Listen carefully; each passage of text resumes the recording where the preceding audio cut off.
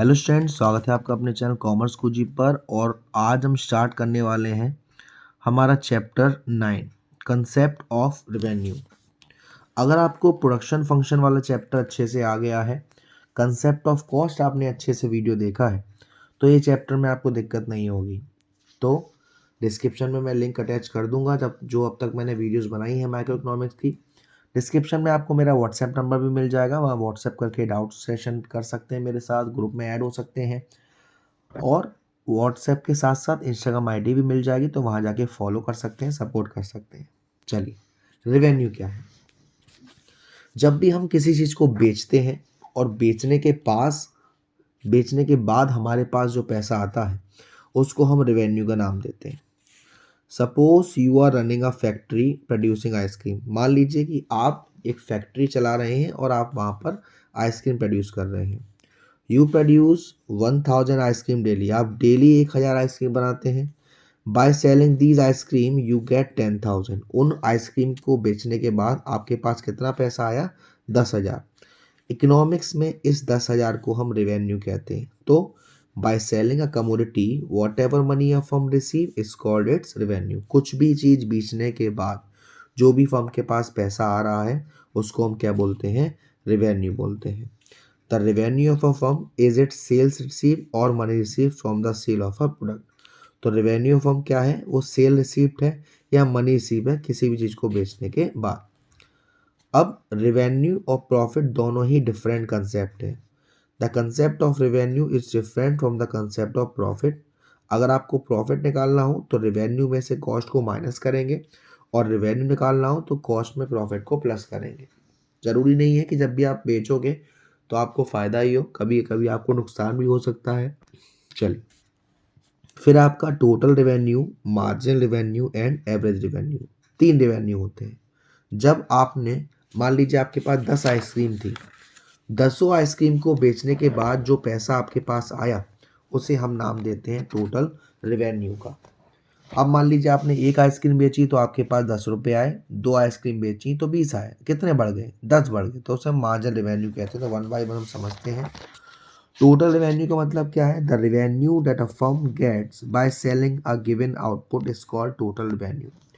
यानी कि जो फर्म के पास चीज़ थी उसको बेचने के बाद जो उसके पास पैसा आ रहा है वो टोटल रेवेन्यू का नाम दिया जा रहा है। If 100 ice cream slabs are sold at a rate of 100 per slab. अगर 100 आइसक्रीम बेची जा रही हैं 100 पर स्लैब के हिसाब से, यानी कि एक आइसक्रीम 100 रुपये की है, तो 100 इंटू 100 टोटल पैसा कितना आ गया? 10,000। यानी कि टी आर का फॉर्मूला क्या है? P into Q, price into quantity.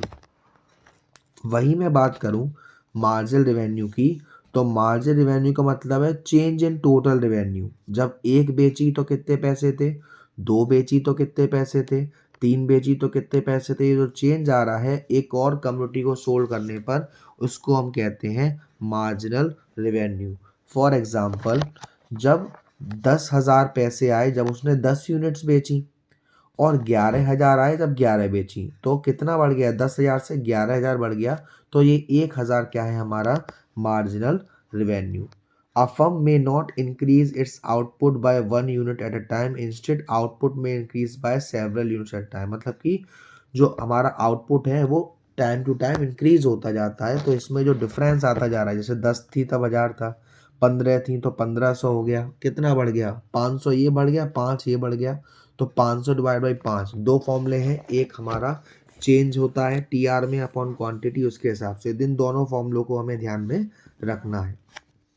Since MR is additional revenue from the sale of an additional unit, sum total of MR corresponding to each unit of output is equal to TR। मान लीजिए हमारा 2 unit पर TR 20 है, तो अगर पहला और दूसरा MR को आप जोड़ दोगे तो वो उतना ही आएगा। ये बात यहाँ पर कही जा रही है। तीसरा आपको दे रखा है एवरेज रेवेन्यू। एवरेज रेवेन्यू का मतलब होता है कि पर यूनिट ऑफ आउटपुट पर आप एवरेज कितना कमा लेते हो, जिसको निकालने के लिए A R equal to T R upon quantity. A R यहाँ पर एवरेज रेवेन्यू है, टी आर यहाँ पर टोटल रेवेन्यू है, और क्यू हमारी क्वान्टिटी है। अगर टी आर 1,000 है, क्वान्टिटी 100 है, तो इसको हमने 100 से डिवाइड किया, हमारा आंसर आ गया 10। Thus AR refers to the rate at which output is sold. AR वो चीज़ है जिस पर आउटपुट बेचा जाता है। रेट क्या होती है? It refer to price of a commodity. जो भी हमारी कमोडिटी है उसकी जो प्राइस है उसे हम AR कहते हैं। तो AR को हम प्राइस भी कह सकते हैं। तो आप प्रूव कैसे करोगे कि AR इक्वल टू प्राइस है? यहाँ एक क्वेश्चन दे रखी है, AR is equal to TR upon quantity. TR का फॉर्मूला क्या बताया था? P into Q. तो P into Q upon Q हो गया। क्यू से क्यू हम काट देंगे तो क्या बचेगा? सिर्फ प्राइस बचेगा। तो ये प्रूव करता है कि हाँ, AR इक्वल टू प्राइस होता है। Let us be practical. अब यहाँ पर एक एग्जांपल लेते हैं under perfect competition market. Perfect competition market जहाँ पे जो फर्म है वो प्राइस टेकर होती है, यानी कि जो MRP है वही लेना पड़ेगा। ये मार्केट क्या होते हैं, कैसे होते हैं, वो आने वाले चैप्टर्स में हम पढ़ेंगे। Since market price call to AR of the firm, we can state that AR is given to a firm. भाई हमने प्राइस है जो फर्म के पास है और फर्म उसमें कोई चेंज नहीं कर सकती है, तो एज्यूम करते हैं कि प्राइस है वो 10 है। अब यहाँ पे देखिए, अगर प्राइस 10 है तो आप MRP देखोगे वो भी 10 आ रहा है, यानी कि कांस्टेंट है। वही बात करें TR की, तो TR तीसरी यूनिट पे 30 है। तीनों MR को जोड़ दोगे तो ये भी 30 आएगा, 30 इक्वल टू 30। उसके बाद पहला पॉइंट देखिए, TR is equal to AR into Q. अगर हमें TR निकालना है तो AR मल्टीप्लाई क्वांटिटी, तो ये हमारा आंसर इससे आता जाएगा। AR निकालने के लिए TR डिवाइड बाई क्वांटिटी और MR निकालने के लिए डिफरेंस। तो यहाँ पे हमें दिख रहा है कि अगर AR कांस्टेंट है, AR में कोई चेंज नहीं हो रहा है, तो MR इक्वल टू AR होता है। तो इससे कुछ रिलेशन हमें मालूम पड़ रहे हैं। क्या? MR is simply to addition to TR। ठीक है। अब MR एक एडिशन है TR में। अगर AR कांस्टेंट है तो AR MR बराबर होगा। कांस्टेंट MR का मतलब है कांस्टेंट टू TR, और उससे कोई भी एडिशन यूनिट उतना ही बदलेगा, इतना कांस्टेंट रेट से बढ़ता हुआ आ रहा है। अगर इसका डायग्रामेटिक इलस्ट्रेशन देखें, AR AMR TMR जब प्राइस कांस्टेंट होती है, in case AR is constant, perfect competition में MR भी कांस्टेंट होता है। इसका मतलब TR बढ़ तो रहा है लेकिन एक कांस्टेंट रेट पर। क्यों? क्योंकि MR इंडिकेट करता है कि किस रेट से हमारा TR बढ़ेगा। तो TR बढ़ रहा है लेकिन कांस्टेंट रेट से। यहाँ पे आपको दिख रहा है एक लाइन सीधी जा रही है और स्ट्रेट कांस्टेंट रेट से, और MR AR हमारा क्या है? वो कांस्टेंट है, उसमें कोई चेंज नहीं है। क्या होगा सर अगर AR कांस्टेंट ना हो? उस केस में हमारे रिलेशन थोड़े अलग हो जाएंगे। हमारे रिलेशन नहीं, मतलब इनके रिलेशन। यहाँ पे आपको देखिए AR कम हो रहा है लेकिन फिर भी वो MR से ज़्यादा है, यानी कि यहाँ एक रिलेशन आ रहा है कि if AR is decreasing, AR is greater than MR। फिर आपको दिख रहा है ये कम हो रहा है, ठीक है ना, और अगर AR बढ़ता, उस कंडीशन में भी MR ज़्यादा होता AR से, और वो कांस्टेंट होगा तो दोनों बराबर होंगे। क्या सर MR ज़ीरो हो सकता है, नेगेटिव हो सकता है? यस, MR ज़ीरो भी हो सकता है और नेगेटिव भी हो सकता है। जब ज़्यादा से ज़्यादा हम एडिशनल यूनिट डाल रहे हैं आउटपुट में, तो TR भी घटना शुरू कर देगा डिक्रीजिंग रेट से। MR can be zero, negative हो सकता है जब प्राइस कम होगी, तो MR ज़ीरो हो सकता है व्हेन आउटपुट 4 यूनिट, और MR नेगेटिव हो सकता है जब आउटपुट 5 यूनिट था। TR इंक्रीज होना ख़त्म कर देगा जब MR ज़ीरो हो जाएगा, और TR अपने मैक्सिमम पॉइंट पर होगा जब MR ज़ीरो होगा। TR घटना शुरू कर देगा जब MR नेगेटिव होगा। मतलब कि वही रिलेशन है जो हमने TU, TC, TP में पढ़े थे। तो यहाँ पे अगर डायग्रामेटिक प्रेजेंटेशन को देखा जाए तो पहले TR बढ़ रहा था और एक मैक्सिमम पॉइंट पर जाके वो घटना शुरू हो गया जब प्राइस कांस्टेंट नहीं है। अब यहाँ पे आपको दिख रहा है कि जो MR है वो नेगेटिव हो सकता है लेकिन AR नेगेटिव नहीं हो सकता। वो बिलो एक्स एक्सिस चला गया लेकिन वो बिलो एक्स एक्सिस नहीं गया। तो of the figure show TR curve while part B show AR and MR curve. Both figures unit of output x axis पर लिया गया है और उन्हें वाई एक्सिस पर। TR बढ़ रहा है जैसे आउटपुट बढ़ रहा है, कब तक? पॉइंट बी पर। यहाँ पे दिख रहा है पॉइंट बी तक बढ़ा, ये मैक्सिमम है। यहाँ पे MR ज़ीरो है, फिर उसने घटना शुरू कर दिया है। तो when the diminishing MR become zero, TR एक मैक्सिमम पॉइंट पर होगा, और जब MR घटना शुरू कर देगा तो मतलब MR नेगेटिव चला जाएगा तो TR भी हमारा क्या हो जाएगा? घटना शुरू कर देगा। तो आपने पीछे जो रिलेशन देखी उन्हीं के बारे में दे रखा है। TR बढ़ेगा कांस्टेंट रेट से जब MR कांस्टेंट है, टी आर इंक्रीज होगा डिमिनिशिंग रेट से जब एम आर घट रहा है, टी आर अपने मैक्सिमम पॉइंट पर होगा जब एम आर जीरो है, और टी आर घटना शुरू कर देगा जब एम आर नेगेटिव है।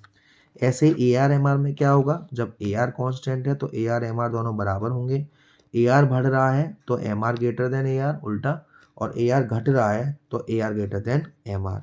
एम आर नेगेटिव हो सकता है लेकिन ए आर नेगेटिव नहीं हो सकता। अब अलग अलग कंडीशन में फर्म का रेवेन्यू कर्व देखना है, रेवेन्यू कर्व यानी कि ए आर एम आर। तो इसके लिए हम जब चैप्टर 12 पढ़ेंगे perfect competition market forms of market, उसमें ये चीज़ें फिलहाल हम देख लेते हैं कि परफेक्ट कंपटीशन मार्केट में हमारा जो कर्व होता है वो कैसा होता है। वो परफेक्ट कंपटीशन मार्केट ऐसा मार्केट होता है जहाँ पे लार्ज नंबर ऑफ वायर होते हैं और लार्ज नंबर ऑफ सेलर होते हैं, और ये होमोजेनियस प्रोडक्ट बेचते हैं, और ये फर्म प्राइस टेकर होती है, यानी जो प्राइस है वही प्राइस लेनी पड़ेगी। प्राइस में वो कोई चेंज नहीं कर सकते, वो कितनी भी क्वांटिटी बेच सकते हैं लेकिन सेम प्राइस पर। और अगर आप मुझे बताइए प्राइस यानी कि ए आर सेम है तो एम आर क्या होगा, एम आर भी सेम होगा। अगर फर्म प्रोडक्ट को सेल करेगी हायर प्राइस में तो उसके जो कस्टमर है वो चले जाएंगे, लो प्राइस में बेचेगी तो उसको लॉस हो जाएगा। इसीलिए परफेक्ट कंपटीशन में कोई भी फर्म प्राइस में कोई भी चेंज नहीं कर सकती, ना ही वो करना चाहेगी। तो अंडर परफेक्ट कंपटीशन में उसे जो प्राइस है वही एक्सेप्ट करनी पड़ेगी। मतलब ए आर कॉन्स्टेंट है, ए आर कॉन्स्टेंट है तो एम आर कॉन्स्टेंट है, और A R M R constant है तो टी आर एक इंक्रीज होगा लेकिन कॉन्स्टेंट रेट से। यहाँ पे आपको दिख रहा है 5 5 5 5, ए आर कॉन्स्टेंट है, एम आर कॉन्स्टेंट है, और टी आर जो बढ़ रहा है वो भी कॉन्स्टेंट रेट से बढ़ रहा है। ये इन्होंने कर्व शो करके दिखाया है कि ये कॉन्स्टेंट हमारा A R equal to M R. वहीं अगर बात करी जाए A R leads to, A R की वजह से एम आर कॉन्स्टेंट है, ए आर एम आर दोनों बराबर हैं, जो कि बता रहा है कि एक हॉरिजॉन्टल स्ट्रेट लाइन जा रही है जो इंडिकेट कर रही है रेवेन्यू कर्व को। टी आर भी बढ़ रहा है लेकिन कांस्टेंट तरीके से। तो यहाँ पर ए आर कर्व क्या है, is perfectly elastic under perfect competition. ठीक है ना। फिर फर्म रेवेन्यू कर्व और डिमांड कर्व कैसा होगा अंडर परफेक्ट कंपटीशन में, इलास्टिसिटी और डिमांड में।